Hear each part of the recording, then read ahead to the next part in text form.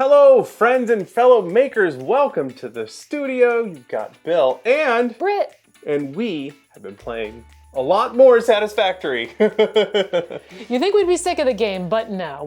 We started a new game. We played through almost the whole thing again, and it's just as fun. Yeah, and we'll do it again.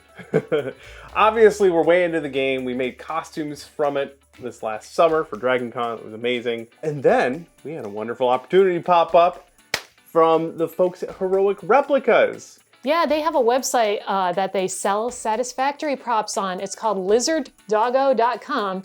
In case you're wondering what a lizard doggo is, it's these nice shrimp dog guys that you meet in the game. And this is a little plush that they sell. They sell a bunch of different Satisfactory merch, and they've done a Kickstarter in the past for some of their merch, including things like the Xeno Basher, one of the weapons from the game.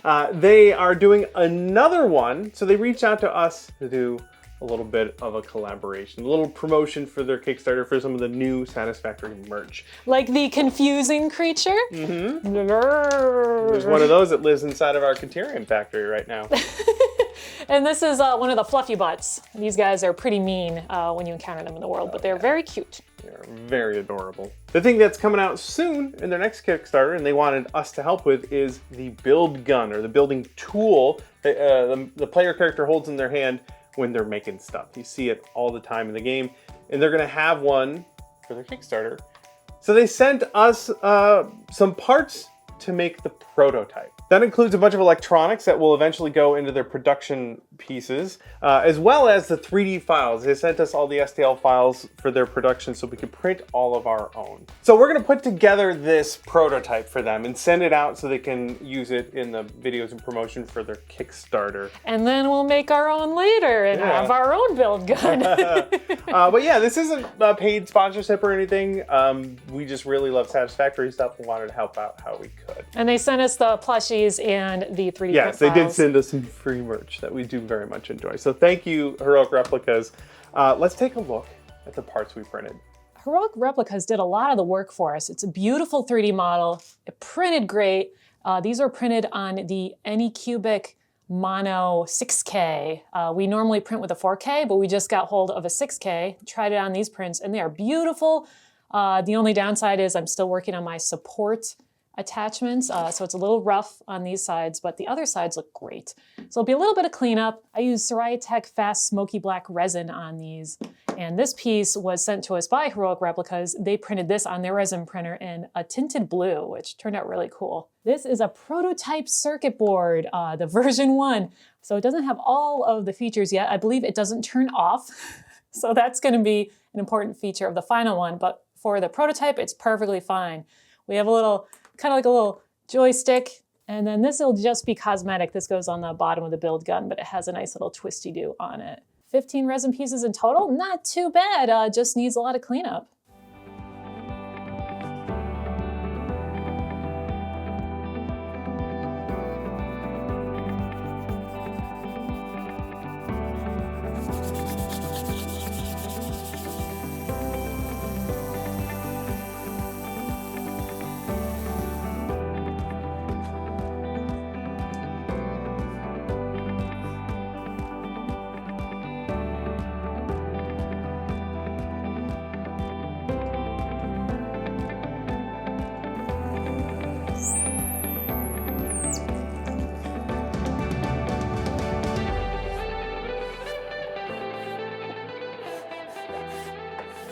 So far, the sanding's gone great. We did a bunch of test fitting, making sure that all the screws and hardware are gonna go where they were supposed to go, because there are some moving parts here, and the fitment is really important. So we've been doing that, getting everything squared away and testing the fit, and then putting my screws back so I don't lose them. It's looking really good, Bill. This is really neat. So this potentiometer is, you can turn it. It's not gonna do anything, but you can turn it, which is really neat. So we got that all fit. I got all the holes drilled out to the appropriate size so that when we're putting this together, when it's painted, it should be a lot easier for us. There we go, got those, got that. Looking good. Now we can do our priming and painting and not have any surprises when it comes time to put all of this stuff together. I bet there'll be some surprises. There may be some surprises, but I don't know. because they're surprises. And of course, we have to clean up all the pieces before we paint them. Yes, they're covered in dust and finger grease, so I'm just using some rubbing alcohol to wipe it all down before we hit it with primer. 13, 14, 15. We have all our parts. Everything's ready to go for primer. We just warmed this up in a bucket of warm water. Now we're going to go outside in the pitch black and try and paint it. Yeah, winter in Seattle. Because it's 5 o'clock in the afternoon.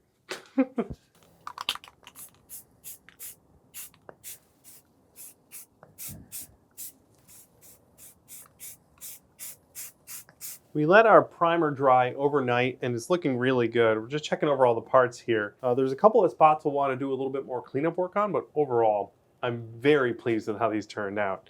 It's super faint because the resin printer does such a good job, but there are spots like right here where there's a little bit of lumpiness from the supports touching down, and then some spots where you still can kind of see the texture left behind from the layer lines. And that's what we're trying to clean up here. And this is picky stuff. This is really, really minuscule details. Overall, everything else looks so good. Looks so good. The primer really helps us see the high spots that need to get knocked down. I'm going at this with 400 grit because I'm hoping that we don't have to go any lower and it'll be nice and smooth. To speed up some of the sanding, I have this sort of squishy, fuzzy sanding thingy that I got from my rotary tool. And it works really well, especially over this part here. I don't want to sand away these details. So it's a really gentle way of sort of removing primer down to the level of the material there, keeping the layer lines filled in, but it sands it down pretty nice and smooth, and it doesn't remove these detail parts that I like. It's like the Scotch-Brite pads, Yeah. but it has a wheelie-do that automates it. Mm-hmm. I am also doing some wet sanding with my 400 grit here. This primer clogs up the sandpaper really fast, so the wet sanding helps a lot. And it's looking really good. Just, it's just lots of sanding. Looking pretty good there. Looking pretty good there. We've done all our sanding, but we got to do a little more cleanup. The sanding dust is still on here and finger greases and all that, so we're using this wax and grease remover to get rid of everything. We're going to do the final priming here. We're using a different primer. This is a fine surface primer meant for models.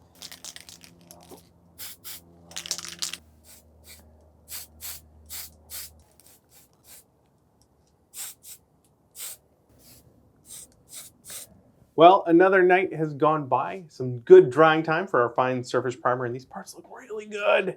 I do want to point out that we sprayed everything outside because we don't have a dedicated spray booth here right now.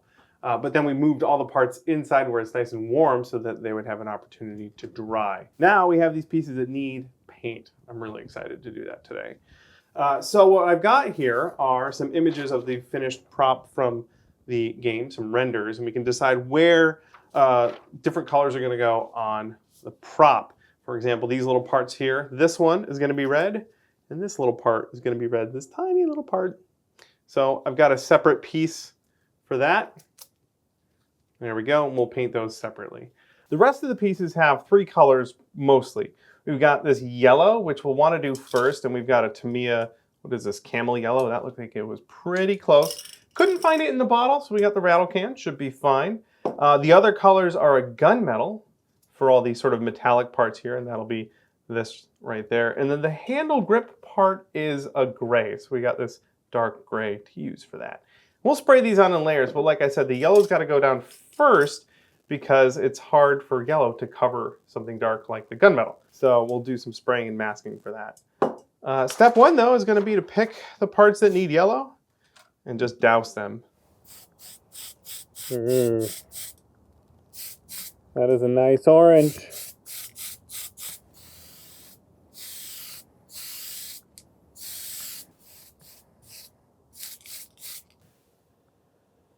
Put a little thinner in there so we can run through the airbrush. Ooh. We can do this little trick to mix it. Block the end. Send a little air through, and we're good to go.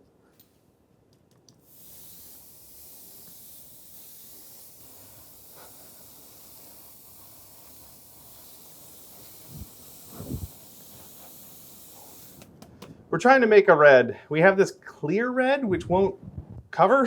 So we're gonna mix it with some silver and hopefully that works. Or this is a titanium silver. Yeah, the red on the prop doesn't look like it's supposed to be super, super red No. anyway. But I also don't want it to be brown, so No, we'll find out. We'll see how it works. Little silver. Sometimes your local hobby shop is out of the colors you want. Yeah, and you gotta improvise. And we will spray this on a test piece before we commit to the final parts as well. Nice little mixer you got there. Mm-hmm. Well, we had like a metallic-y red. I think it'll look pretty cool. I primed this extra 3D print. This thing kind of failed, but I primed it so I can test out my red on there and see how it looks.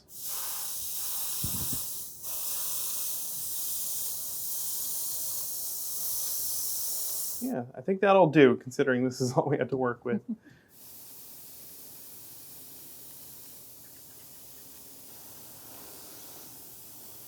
We let all of our pieces here dry over the entire weekend, so they're nice and dry, which is great because on these yellow parts, I have to do some masking. I've been looking at the reference pictures to figure out where I need to do that masking. I need to spray on a gray and the gunmetal on different parts here.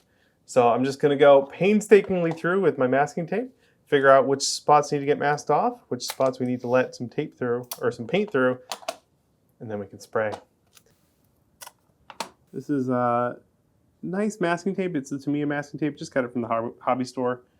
It's got that perfect amount of tack so that it stays down, but it doesn't peel your paint up.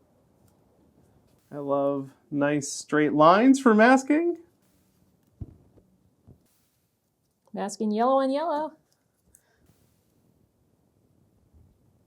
I treated myself to a brand new blade.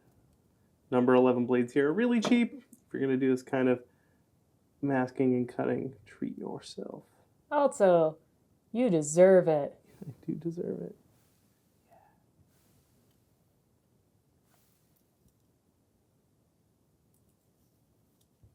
There we go. Done this tedious bit here, getting this little lip around it. This part's going to get sprayed. This will get blocked.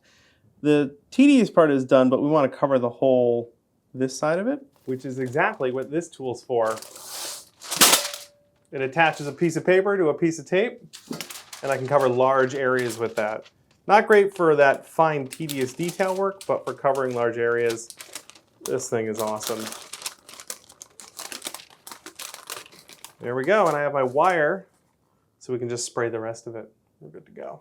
Got all our masking done, it's time to do the spraying. The handle here gets a gray, the rest of the parts get that gunmetal.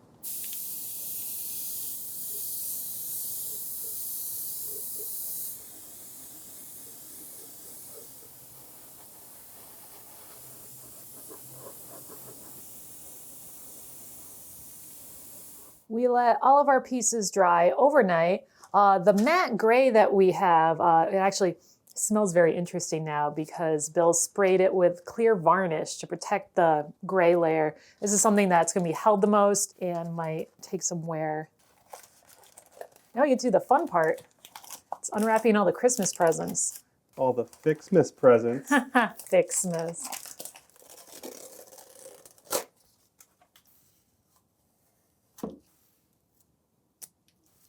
Ooh.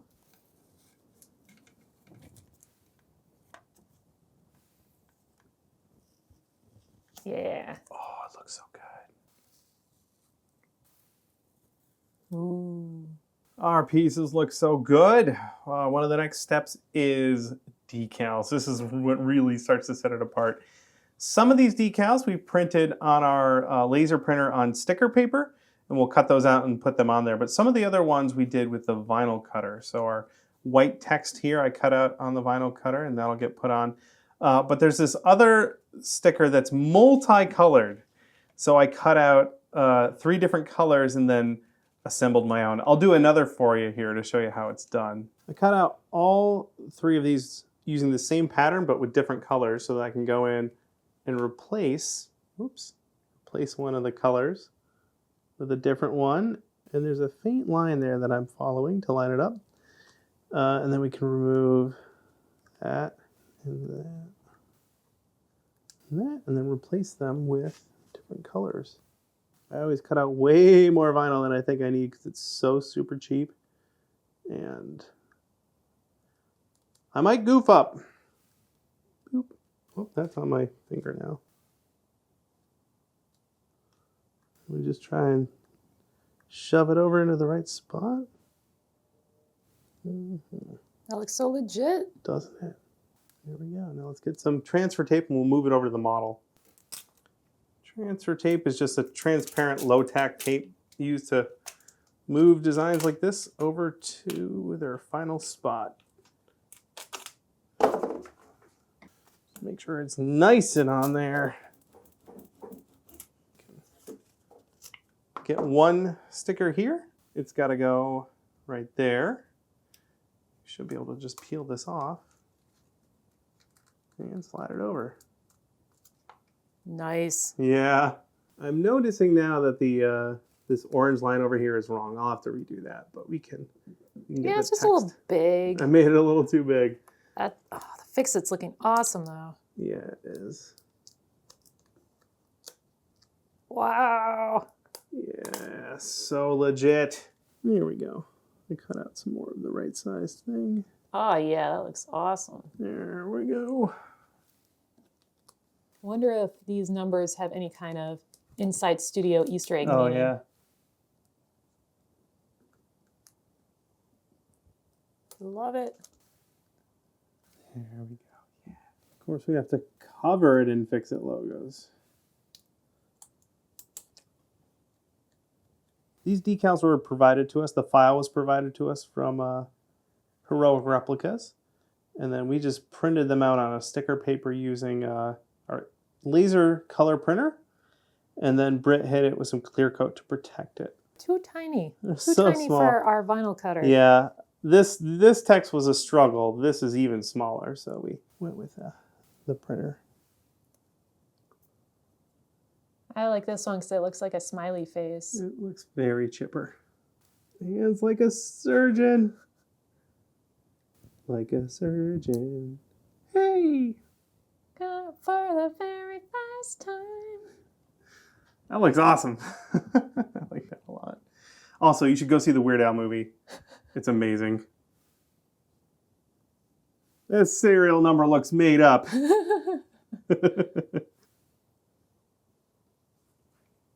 Nice. Build 1.0. We do have those cool water slide decal, at least the paper for it, but it doesn't really work well with white text. No, unless you have a printer that can print white.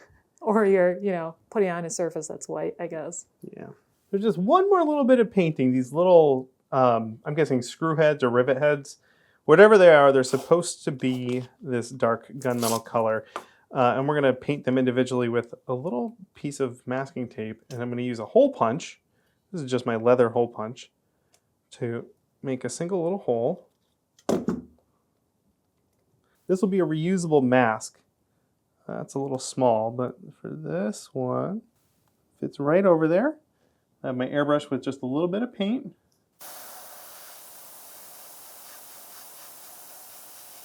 There we go. Then we peel that one off. Be careful not to touch it. We do another one. This is slightly smaller.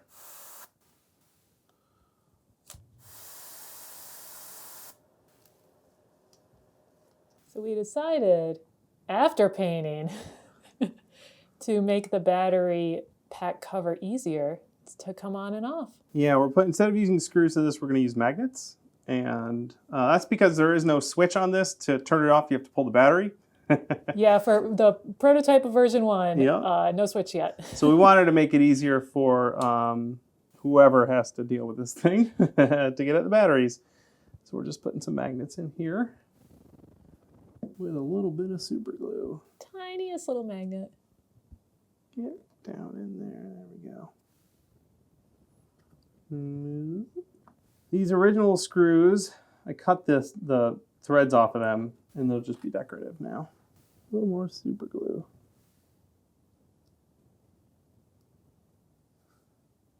Nice. Quick test of our magnets. Yeah. Nice. Doesn't want to come out unless... There we go. Now we can install the batteries and the lights. That'll go in like that. That'll poke out there. And then this is going to get hot glued down. All right. A little hot glue for the hot glue gods. Smush. All right.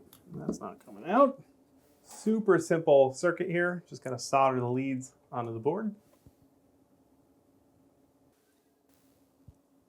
There we go.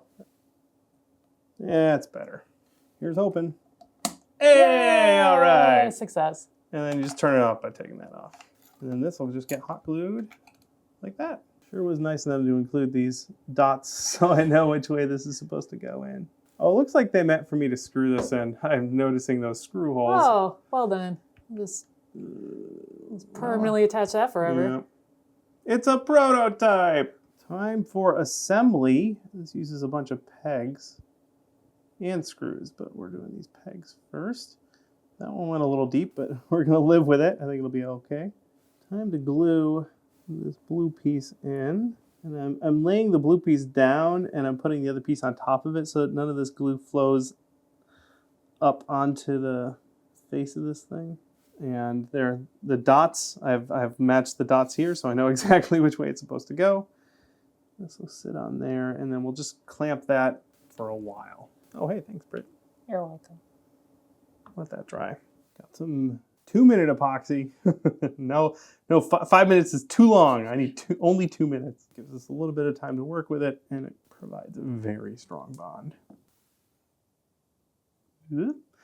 I scratched up the paint where we're going to be putting this down so that the epoxy has something other than paint to grab onto. We want it to touch down to raw plastic. We don't really need a ton of the glue though. We don't want it all squeezing out. 3 dots on the top, 3 lights there. If somehow we put this on backwards, I will be so impressed. Wouldn't put it past me. I've done sillier things. This tape will be our clamp, holding it on. Oh. There we go. Those pegs for registration are very useful.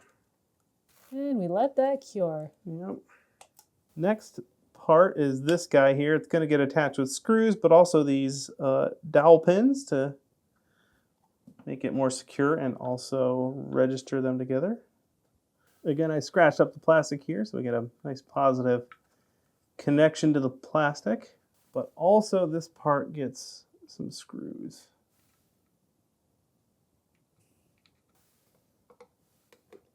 I don't know about you, but I've had like a surgeon stuck in my head for the last hour.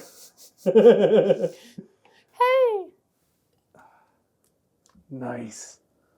And now this little doodad here, like that. Cute. Yeah.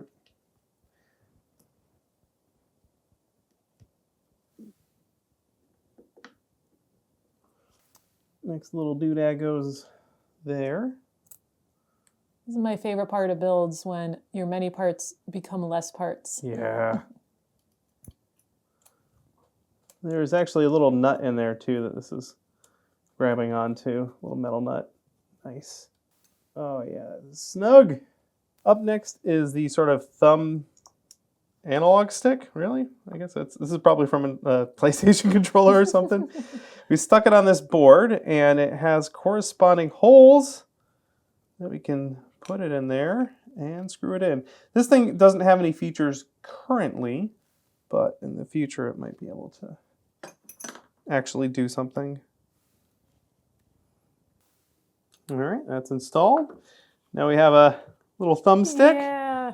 That gets attached to this fella with a little metal pin. And that goes on. We just make sure that it is horizontal and vertical. We can click it in. We can move it around. Oh, that's very satisfying. Yeah. It's the name of the game. Next part. This is getting really fun. This is the assembly.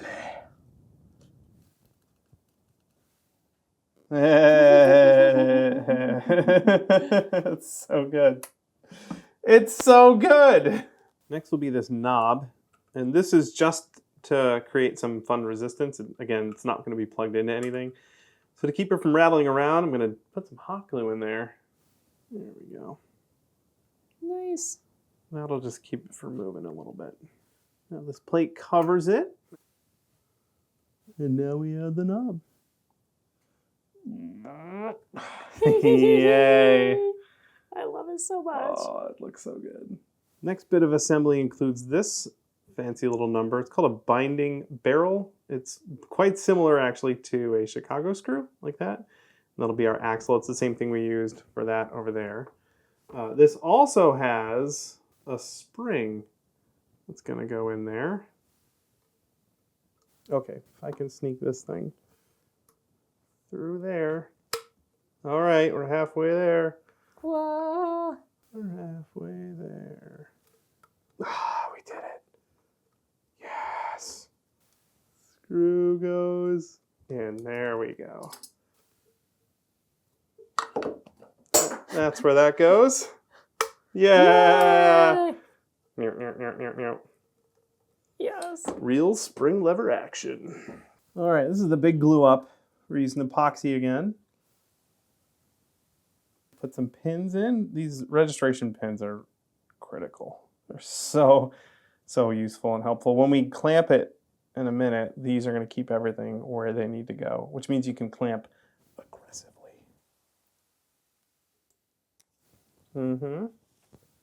Let's... No, you stay, tape. Just a little bit of squeeze out. And I'm just cleaning that up. Man, that looks great. Yeah, it does. Okay, time for a big step. I think this was meant to be glued on, and I may still glue it, but I drilled out these decorative pegs here to use real screws to attach this. Okay, time for like the last big piece. There's these pins that I've put in, and those line up with these 4 spots. So they all get a dab of super glue.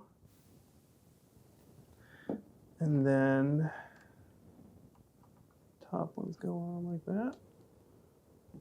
Bottom ones go on like that. Oh, and it really wants to stay chill like that. And then this last part here shouldn't need much. That really wants to stay in there. Just a little bit of glue. Nice. These screws are just decorative. They just get socked in there. And I believe that's the last of the assembly. And we can do some weathering. Yes. We are in the end game now. We just watched Avengers Infinity War. Again. And don't I look just like Doctor Strange? I certainly have the gray temples to go with it. Anyway, we just have some brown and black acrylic paints and a lot of water. We're going to do a dark wash over this thing, mostly to call out the panel lines. I know it looks like a lot, but we're going to pull most of this away. I just want to get color down in the cracks and all the details. Yeah, there's so much detail in this 3D model. You want to just enhance that. Yep. And also, nothing in the real world is perfectly clean. So we want to add a little bit of grime. That's a bit much. I'm going to actually get this damp and wipe away some more. There we go. I don't want all this grime on the flat surfaces. I just want it to collect down in the details like that. This pioneer keeps his tools in good shape.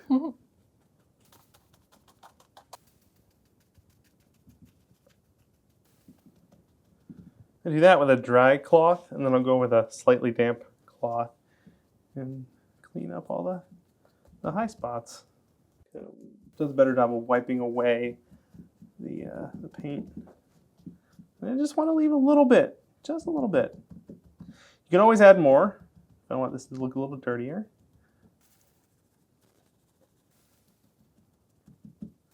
Trying not to wipe in the same direction whenever I wipe. I don't want to have uniform wipe lines. We're talking about the prop, right? I played bass for uniform wipe lines. Ooh, look at all that detail. Oh, the texture's so good.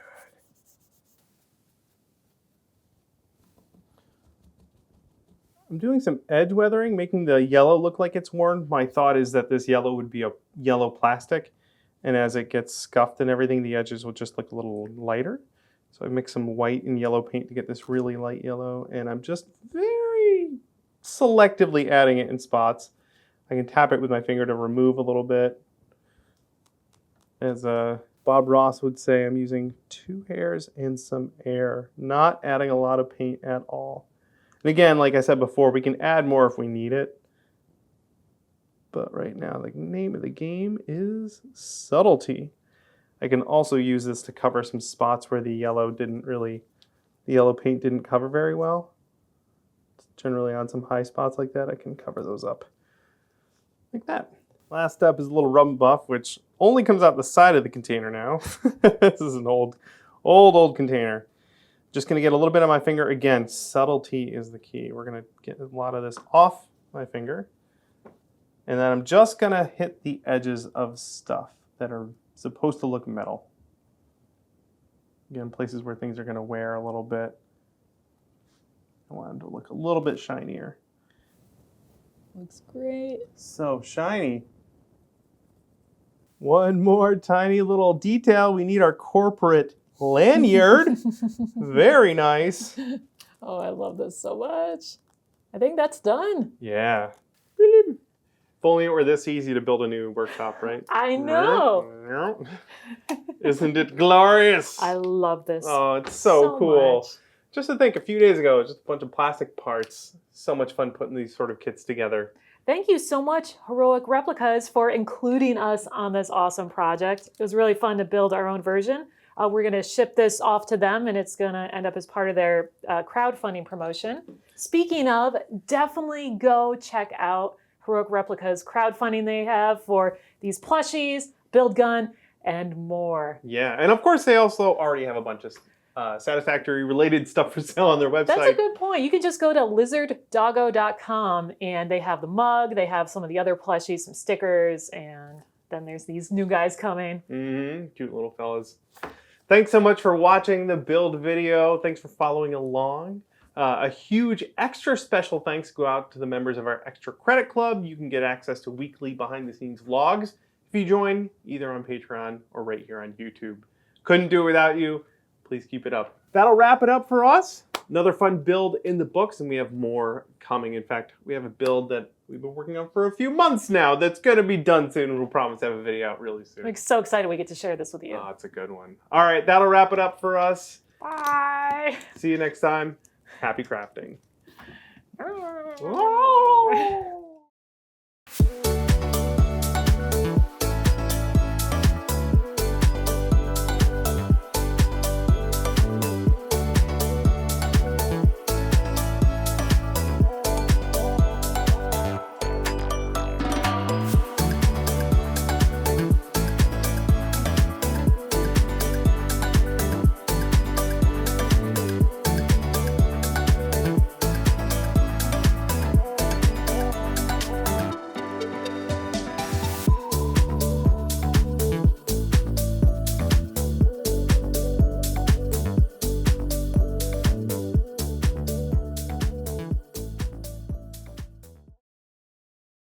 Factory shirt as well. Get back to work. You have Caterium ingots to make, buddy. I need that quick wire.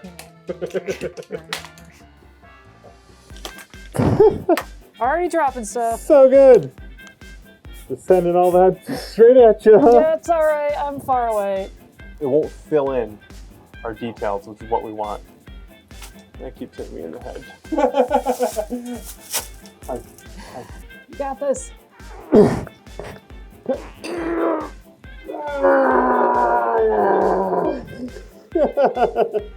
Got some plastic tweezers. Yeah.